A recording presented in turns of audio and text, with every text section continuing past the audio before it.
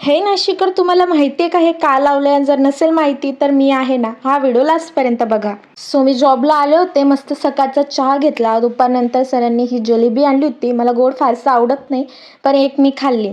So नंतर खूप bore होत होतं मला, कस्टमर वगैरे काहीच नव्हते. मग काय, नेलपेंट वगैरे लावायला घेतली, तर असं काहीतरी मी केलं होतं. ओके ओके होतं. संध्याकाळी मस्त आमच्या गप्पा रंगल्या होत्या. गप्पा करता करता आम्ही हे थोडंफार खात होतो. जॉब सुटला होता, आम्ही तिघी निघालो होतो. तर घरी जाताना मला हे दिसलं, जे की 2-3 दिवसापासून मला हे दिसतच होतं.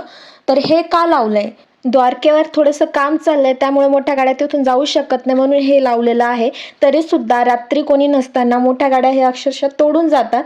मोठ्या गाड्यांसाठी किंवा बसेससाठी इकडनं रस्ता दिलेला आहे. मला खूप भूक लागली होती, म्हणून मी मोमोज खायला आले होते. आतापर्यंतचे मोमोज मला फक्त इथलेच आवडतात, कारण त्यांची चटणी वगैरे खूप भारी आहे, टेस्ट पण खूप भारी आहे.